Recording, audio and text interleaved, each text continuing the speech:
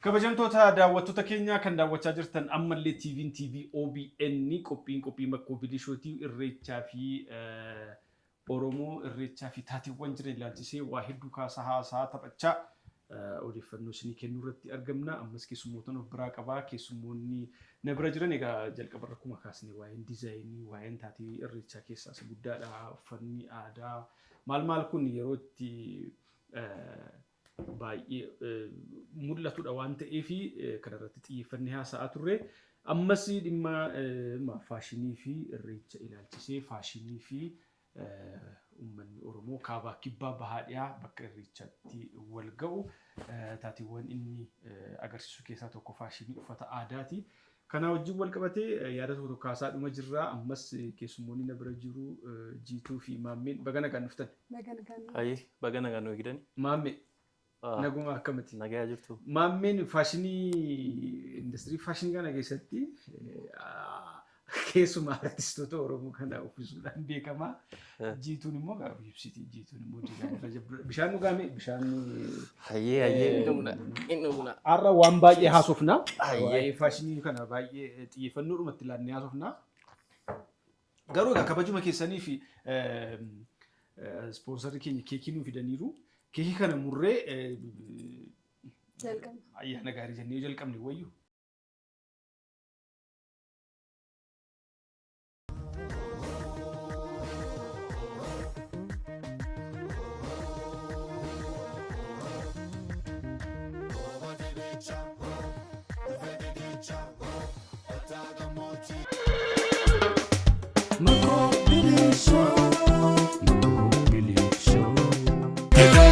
Boqni birraa baree dukkanni gannaa godaane samiin yoo qulqulloomu ililliin birraa daraaree urgaansaas yommuu nama waamu damaraan qabsifamee ifni yommuu dhugoomu abdiin namaas ni ifa abdiinis itti fufa baankiin keenyas akkasuma kaa hordoftoonni amantaa kiristaanaa hundi baga ayyaana masqalaa nagaan geessanii isiniin jedha.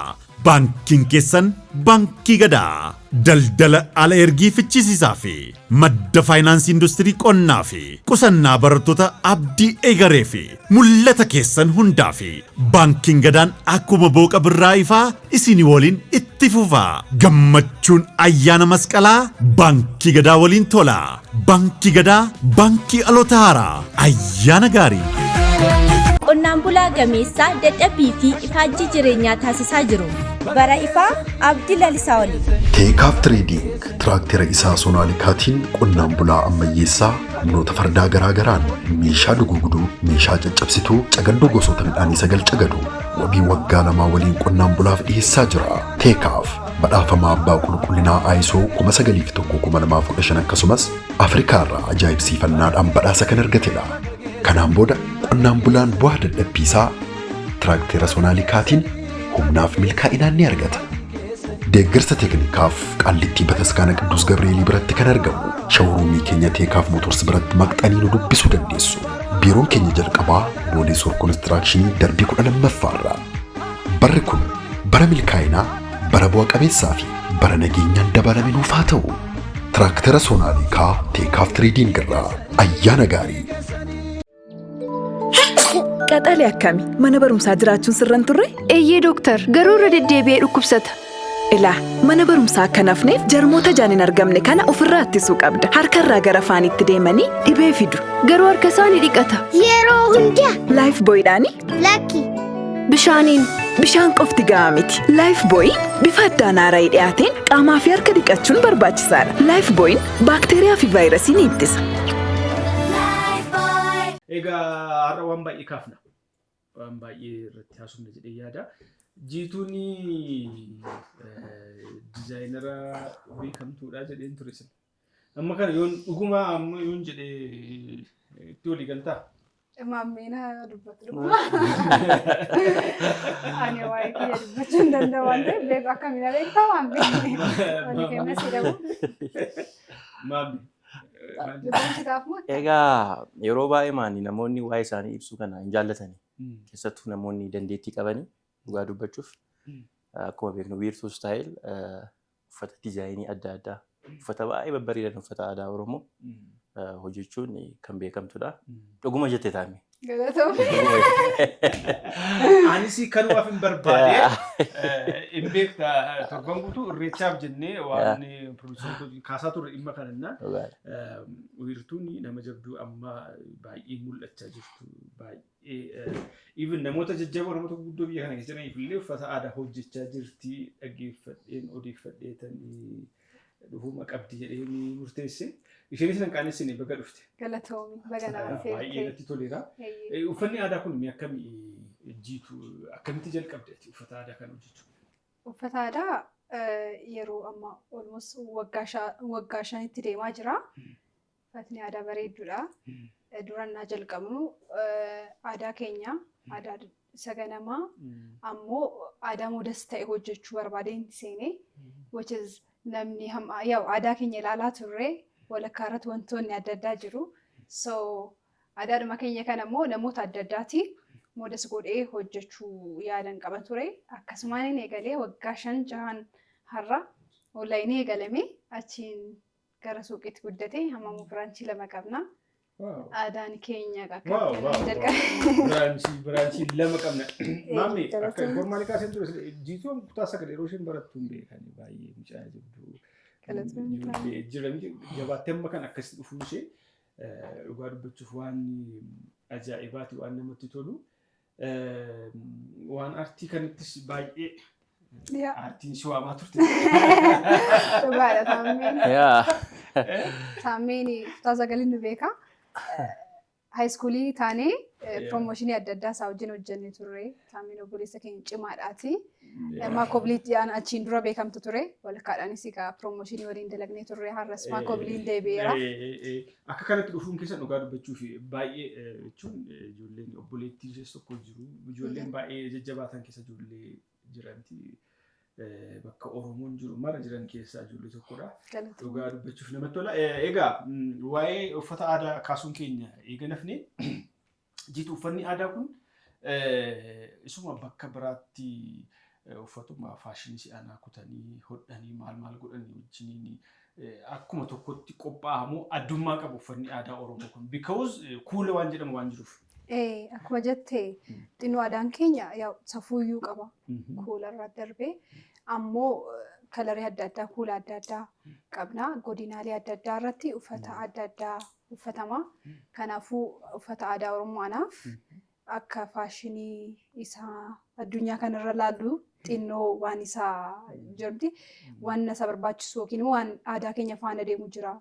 Tokkoffaan kuula akkati jettee godinaalee adda addaa irratti uffata adda addaa uffatamuunsaa sadaffaan immoo safuu eeggatamee hojjetamuu fi uffatamuunsaa. Kanaafuu aadaan akka muranii achimarratti tolchuu qofatu hin taane waan eeggatamuu qabu akka bareedullee godhamuu qabu itti dabalamee namoota illee nu ajajan namoota aadaa sana uffachuu barbaadan illee waan isaanirraa bareedu isaan wajjin marachuudhaan kan hojjetamu jedhee yaada. Wow, namatti tola. Maammeen amma waa'ee faashinii gaafaasuuf nama akkuma zilisiin jedhe artistoota keenya namoota jajjaboo baay'ee fi uffata situ fida baay'inaan artistoonni namoonni baay'eenis si beeku. Faashinii kana keessatti maammee jennaan maammeen moostaayil haala akka anaan illee na uffista turte amma kana. Egaa akkamitti ilaalamu uffata industirii addunyaa fi faashinii Oromoo kun? Egaa akkuma jette atu jetteetta moostaayil artistoota hedduu duubarra jira. Gaafa uffata aadaa fi faashinii gaafa walitti fidnu baay'ee faashiniin industirii guddaadha yoo itti fayyadamne. Industiriin faashinii industirii guddaadha. Garuu namoonni namoonni kana sirriitti waan hubachaa jiran natti hin fakkaatu. Maaliif baay'ee ikonoomii guddaa argamsiisa. Intarnaashinaali waan irratti hojjetamuu danda'udha. Maal nama faashinii industiriin kun fakkeenyaaf amma uffatoota warra Hindii kana yoo ilaaltanii uffatoota warra Naayijeeriyaan uffatan yoo ilaaltanii uffata aadaati galee Paakistaanonni kun uffata aadaatidha. Dhisumaan Hooliwud, Nooliwud, Booliwud keessatti hin argita beektaa uffatoota kana.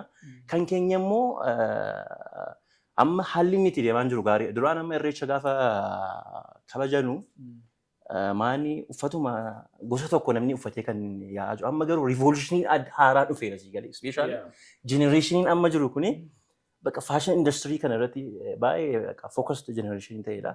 Kanammoo haala kam tokkoffaa aadaa kee guddisaa aadaa kee keessatti guddistaa lammaffaa immoo income generated illee hin goota. Income generated gaafa gootu akkamiin haala kamiin goota like businessii biyya keessaa qofa ta'uu hin qabu. Fakkeenyaaf amma hundi keenya hin beekna Beetlemeen hin beekna soorree bilee jechaadha. Amma biraanchiin ishee isa jira like caamama biyya keessa caamama mantanaa hojjetti si galee kophee biyya keessatti kan isheen jalqabde. Yaa እና kanammoo nuti immoo aadaa uffata akkasiin bareedu kana maaliif internationally maaliif addunyaatti baasnee mul'isnu. Even ijoolleen keenya maaliif yeroo baay'ee maali nuti amma surree namoonni surree Turkii, surree Chaayinaa, surree Hindii, Paakistaanii uffatu galee maaliif uffata keenya uffannu maaliif encourage kan jechaan tokkoffaa encourage domestic industry encourage goota.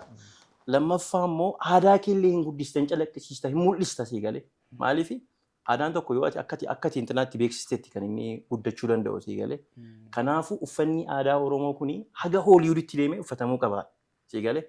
Amma Itoophiyaa keessatti maaltu beekama al tokko waa'ee uffata aadaa gaafa namoota gaafattu uffatni aadaa maal isin gaafa jettetti gaafattu uffanni aadaa xababiidha siin jedha si galee.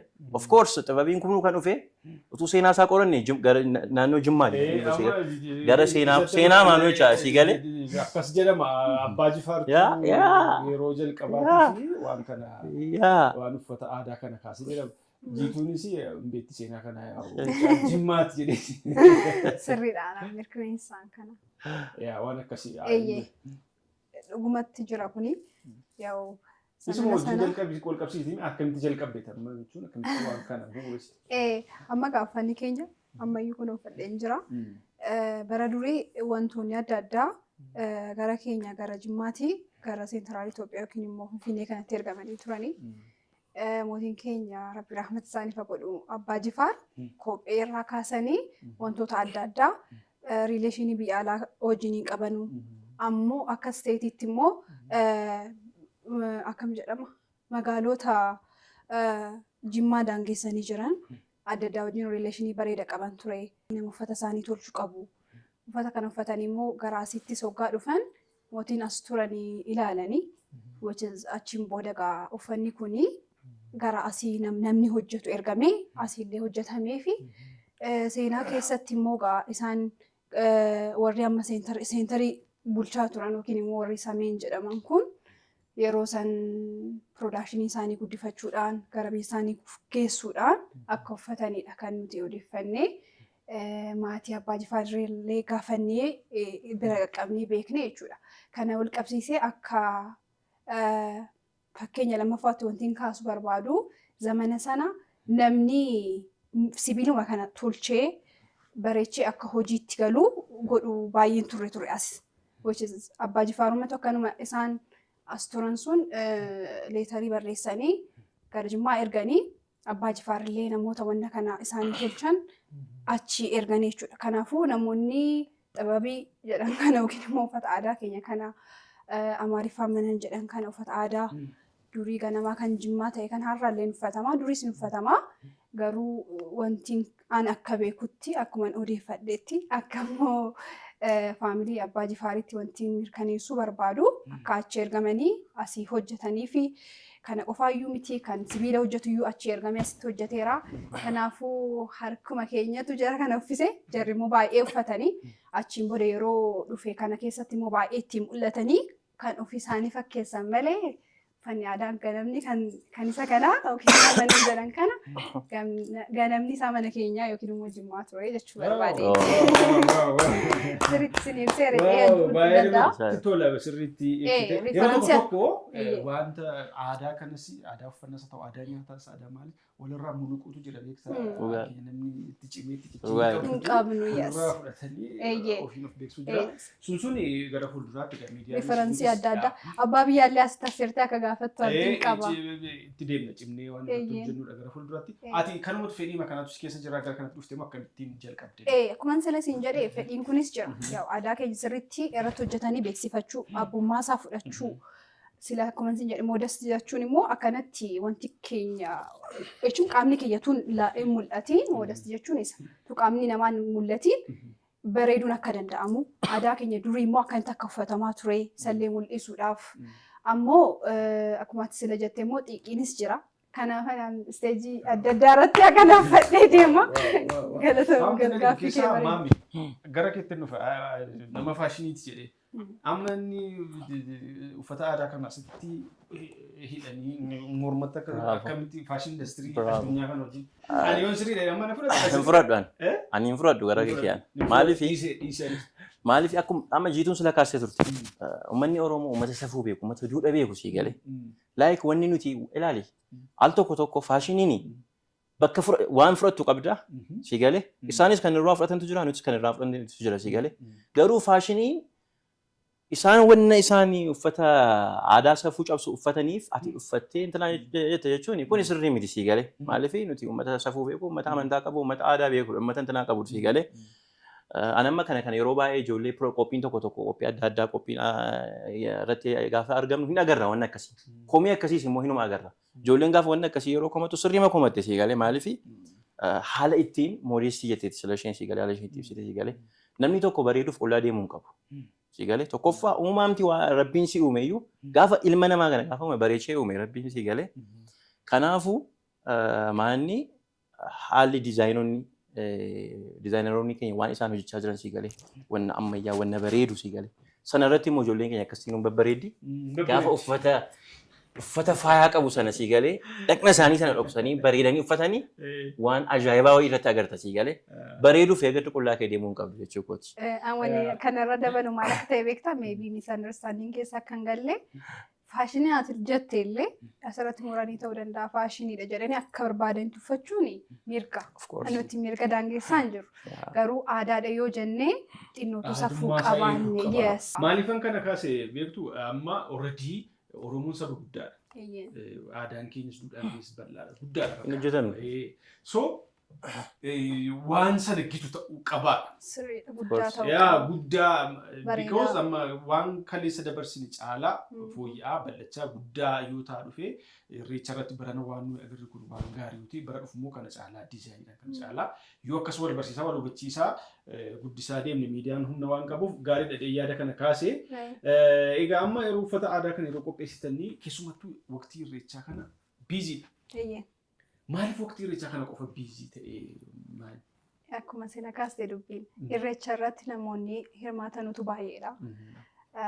Ammoo namoota diizaayinii haaraa barbaadantu baay'eedha. Namoonni biyya alaatii dhufu, biyya magaalota adda addaa irraa dhufu asumarraayyuu ta'ee kanaafuu namoonni achirratti hirmaatan baay'ee waan ta'aniif orderiin keenya illee xinnoo baay'ata. Hamma immoo akkuma aadaan keenya guddatee namoonni illee baay'ee aadaa keenya kanaa wajjiniin deemuu isaanii aadaan baay'ee guddataa jira. Ani wanti na ajaa'ibu waanuma tokko kaasaa deemna wanti na ajaa'ibu wayii tokko. Amma namni yeroo baay'ee iddoo sagantaa wayii dhaqu namni muraasni uffata feestaalitti baadhatee manaa ba'a. Achi gahee qayyarata. Yookaan jijjiirata. Kanaan ala namni uffata aadaa kana uffatu yeroo ayyaanaa yookaan yeroo eventii wayii qabu qofa. Maaliif kun kana ta'a? Keessumaa immoo maaliif uffanni kun akkuma yeroo kaanii bal'ate akkuma warra Hindii itti yaada wayii tokko kaasitti amma uffanni aadaa Hindii amma uffata aadaa isaaniiti garuu yeroo hundumaa uffata isaan uffatan sana maal jetta? Yaa ani gasanatu cabuu qaba jechaan jira amma. Sun cabuu qaba. Kan cabsu immoo eenyudha? Dizaayineroota qofa miti. Uummatumatu cabsuu qaba wanta sana maaliif? Akkuma sitti mesilas amma warra Hindii warra Paakistaanii osoo fudhatte sii galee tokkoffaa ilaali. Maallaqa nuti biyyattiin keenya sii galee uffata biyya biraatii galchuuf maallaqa isheen doolaara isheen baastu maallaqa guddaa baasti sii galee. Maallaqni kun maaliif biyya ormaa intanaa jedha maaliif namni biraatti fayyadamaadha sii galee. Utuu maallaqa intanaa ofii keenya amma fakkeenyaaf amma biyya kana keessatti gaarmentoota hedduutu jiru sii galee. Isaanii osoo industiriin biyya keenya kuni wanna sana osoo hojjete tokkoffaa doolaara sharafa biyya alaa baasnu kana biyya keessatti hambisuu dandeenya sii galee. Lammaffaa immoo nutuu ittiin uffan kwaalitii osoo agartee akkoo wanni biyya keessatti hojjetamu kuni sii galee keessattuu wanni warri aadaa irratti hojjetan kuni waan kwaalitii hojjetu sii galee waan kwaalitii cimaa. Waan si dhibu Hiriyaan tokko Ameerikaatti suufii wayinaa fidee dhufe. Achi. Suufiin innaa fidee dhufe sun keessa sabantee gaafa ilaaltu made in Itoophiyaa. Look. Amma uffannoo akkuma jetti siin gaa'ummaa waan gaarii kaasti. Anis wanni akkasii na mudateera. Export standardiitu jiru sii galee amma. Uffatoonni suufii kun export standardii ni jiru. Baay'ee biyya alaatti gaafa deemtu uffanni biyya keenya suufoon biyya keenya baay'ee qaaliidha gatiin isaaniillee sii galee. Maaliif jira? Tokkoffaa leebariin chiipidha biyya keenyatti sii galee. Lammaffaa roo maateriyaaliin jira. Kanaafuu nullee maalidha? Nullee gaafa aadaa qofa, gaafa ayyaana qofa, gaafa irreechaa qofa, gaafa qofa uffata keenya uffata bakkas miidhagu kana uffachuu hin qabnu. Si galee yeroo biraallee normal time, casual time, yeroo cidhaa haasa'u, yeroo seremoonii adda addaa haa ta'u si galee yeroo normaalii haa ta'u maaliif uffanni kun haala adda addaatiin hojjechuu dandeessa si galee fakkeenyaaf akka gannaaf ta'utti gootee hojjechuu dandeessaa. Akka bonaaf ta'utti gootee hojjechuu dandeessaa si galee maaliif beelloo godhanii baroota hin jiru miti. Kanan siin jedhee si galee kanaaf immoo nutis dizaayineroota keenya kana bira dhaabbachuu qabna. Isaanis tokkoffaa waggaa eeganii qofa biizinasii hojjechuu hin qabani maaliif biizinasiin si galee yeroo ammaa kana ijoolleen keenya biizinasii gama biizinasii siinillee si galee maallaqa gaarii irraa argachaa jiru wanta kanarraa. Kanaafuu isaanillee amma maanni tarii manuma keessatti hodhanii maal jedhanii intinaa jechuu danda'u si galee intinaa isaanii kana viizinii isaanii kana bal'isanii si galee haga kaampaanii guddaa ijaaranitti si galee industirii guddaa hanga gaarmentii industiriitti yoo godhanii si galee tokkoffaa carraa hojii namaaf uumu namoota hedduuf lammaffaa ofii isaaniillee kaampaanii oonarii ta'u kana irratti sirriitti hojjetamuu qaba. Nullee sinfaasumaan asfaan akka jiru itti himuu barbaadna. Ani amma faashinii nan jaalladha. Maaliif gara buutikiitti galte yoo naan jette akkasumatti nama miidhagsuun natti tola. Lafuma keenyaati fakkiin nama tokko. Ankee bakka gaawwaasi. Ati suma madaabaraa uffatte waan sirraa bareedu walitti fakkaata dhugaa rabbi. Daakni shagaa. Ala namoonni tokko amma nama tokko itti uffistee namni irraa hin bareedne jira sii galee. Tokko immoo akkasumatti immoo kan sirriitti irraa bareedutu jira. Garuu warra irraa hin bareedne sana immoo nuti immoo akkamitti miidhagsinee maal jennee sii galee. Koombineeshinii namoonni tokko amma hin beekani sii galee. Faashiniin maali beektaa? Faashiniin intinaan isaayyuu wanna sirraa deemu tokko beekuu qabdaati. Wanna fiizikaalii hojiin deemu hin beektu taanaan maallaqa gatii qabaattee fayyadamoo gatii tokko yoo agarte uffata boondaa uffatee akka irraa bareedu hin agarta sii galee. Tokko immoo beekuu qabda sii galee. Fakkeenyaaf keessattuu pirootokooloonni kan jedhamu amma pirootokoolii warri jedhaman jiru miti amma fakkeenyaaf pirootokoolota ni agarra bakka baay'ee. Pirootokooliin suni callisee miti kan achi taa'e baay'ee. Maal sirraa akka deemu maal sirraa akka bareedu sirriitti sitti hima. Nutis immoo nama fakkeenyaaf nama tokko uffata itti gurgureen jechaadha. Uffanni sun irraa hin bareedu taa'een asweertu gaarii ittiin gurguru. Hin gurguru maallaqaaf jedhee ittiin gurguru. Maaliif namni akka inni ajaa'ibsiifatee akkasii sii galee mental satisfaction yaani argadhu gaafa uffattee gammaddee maallaqa kee baastee sii galee akkati gammaddee deemtuun barbaada malee maallaqa irra sirraa fudhadheen kiisii koo guuttadheen deemuu hin barbaadu sii galee. Otoo haasofnu akkamii uffanni kun uffanni dhiiraa jechuun uffanni dhiiraa guutummaan isaa baay'ee qaaliidha. Sila maal jettanii aadaa guddisaa jettanii ikoonomiidhaan immoo sila guddisaa. Amma galeera amma uffanni dhiiraa tokko amma jechuun isaatiin aaverajiidha yookaan xiqqaan meeqa guddaan. Imeeliin qaba. Kaasitti diskiloosin godha.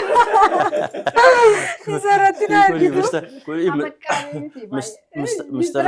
Mistara guddaa mistara isaa eegamuun qabu. Isaan jedhe yoo namni ministira akkana ta'e. Namni daawwatu dhaquunsaa.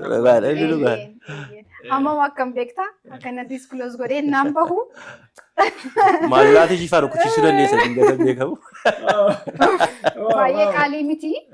Yaa'u namni hamuma humna isaatiin argachuu danda'a. Dizaayineroota adda addaa biraa guddaan jira. Dizaayineroota gurguddaa yookiin dhageetti namni isaan beeku jedhama. Akkasumas beekamtii qaban jiru. Ijoolleen makaakkaleenya irratti immoo hojjetan kan ol guddataa jiran illee jiru. Gabaa adda addaatu jira. Namni uffata aadaa barbaadu, namni uffata aadaa jaallatu, sagantaa adda addaatiif barbaadu. Keenya wiirtuu staayil jedhama. akkuma jedhe immoo namoonni adda addaa illee jiru. Eessatti argamta Finfinnee? Nuti Finfinneetti argamna. Gamoo MHM jedhamu naannoo kiiloo 4 achitti argamna. Jimmaa midhamma New York fa'aati eegaalee jirra. Berliin irratti eegaalee jirra. Maaliif achi fa'aa sana faratti? Inni kaayyoo keenya akkuma ati sila jettee uffanni aadaa biyya keenya keessattuu Oromoodhaan qofa uffatamuu qaba jedhee namanwaanii. Saboonni sablammoonni adda addaa nu jaallatanillee kan aadaa keenya jaallatanii dinqisiifatan uffachuu barbaadanillee uffachuu isaanillee nuuf promote gochuu qabu. Achiin booda immoo jarri adiinillee akkuma inni jedhee export godhamee uffatanii irratti ilaaluu jaallannaa. Isadha immoo viizhiniin kiyyallee isuma maaliifi hamma akkuma sila dubbatame uffata Paakistaanis uffataa jirra. Uffanni Hindii baay'ee nuuf birqiidha.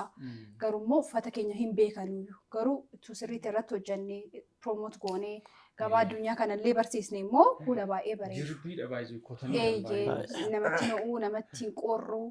Ammoo exportiin standaardii isaa yoo xiqqoo ol goone immoo durabilitiin isaas guddaadha. Kanaafuu ituu kana caalaa hojjannee gabaa addunyaa kanaaf wal barsiisne akkuma silallee inni illee kaasee ikoonomiidhaan biyya keenya illee ofillee gargaaruu dandeenya. Kan irratti immoo hojjetaa jirra. Yaadni lammaffaa immoo akka gaarmentiitti guddaa godhanii hojjechuudha. Maaliif wanti hawwii kootis gaarmentii gurguddaan waan kana aqirboot jedhamti. Dhiyeessii sana guddisuudha wanti tokkoffaa maaliif biyya keessaa darbinee kan ekspoort gochuu dandeenyu namoota biyya keenyaa na saatisfaayi goonee isaan bira dabarfannu waan ta'eef san immoo guddisanii hojjechuudhaaf seektaroonni adda addaa uffata aadaa kana kalcharii keenya kana sappoort gochuu qabu. Tokkoffaa yaa'u numatu sappoort godhee imaammata yookiin immoo viizhinii qabaannee irratti hojjechuudhaaf maamiltoonni keenya kan understand gochuu qabu.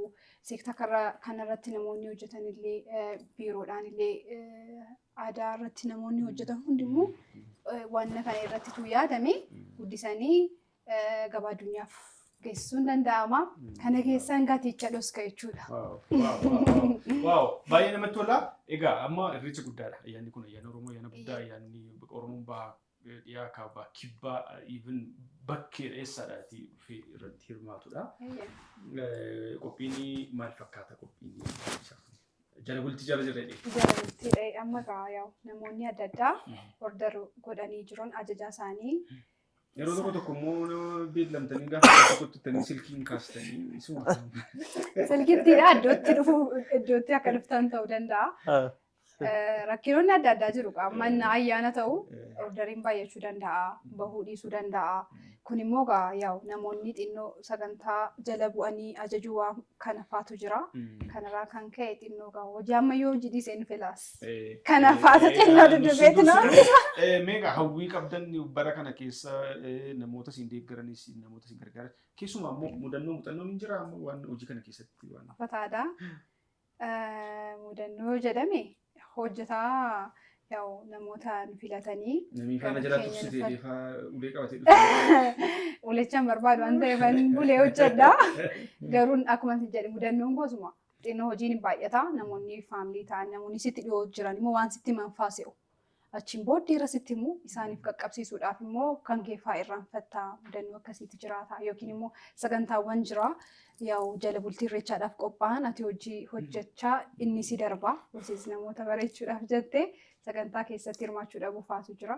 Yoo mudannoo ta'e akka waan akkanaatu jira nu bira. Dhumarratti maame hojii kana keessa waan jettu jira. Egaa hojii kana keessatti faashinii kana keessatti turteetta. Isumaanis immoo waan jechuu jiraatu walitti qabsiisiiti galatas bakka indastiriin guddatu dhaamsas dhaamsisuu jira. Ani dhumarratti maal jechuun barbaada ijoolleen keenya tokkoffaa akka biizinasiittis wanti kun biizinasiidha. Wanna galii argamsiisudha. Biizinasii irratti illee fookas ta'anii biizinasii isaanii akka isaan hojjetan barbaada.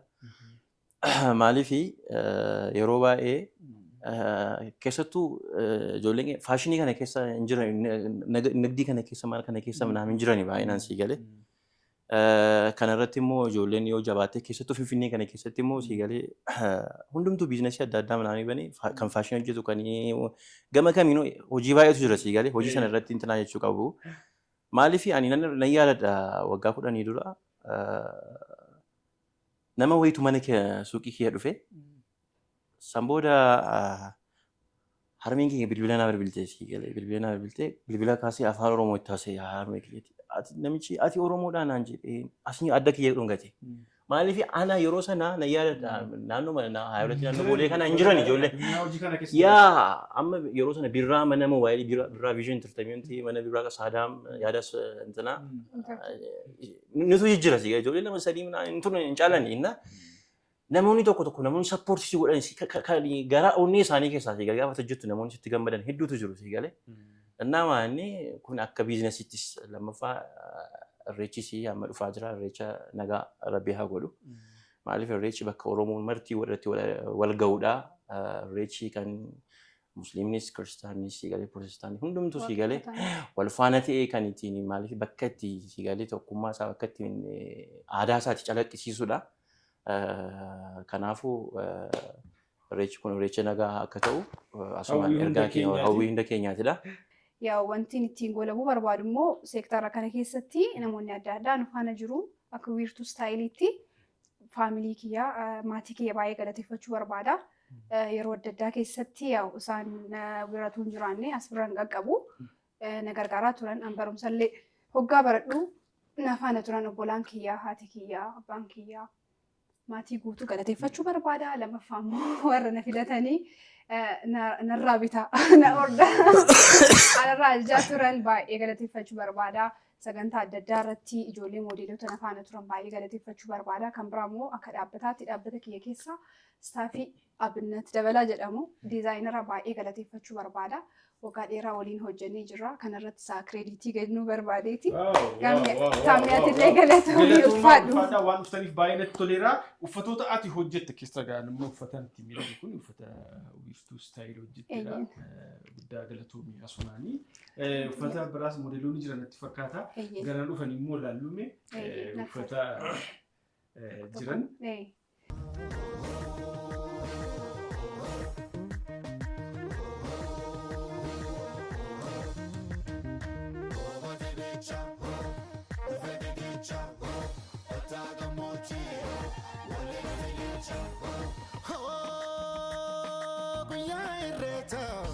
Guyyaa irreecha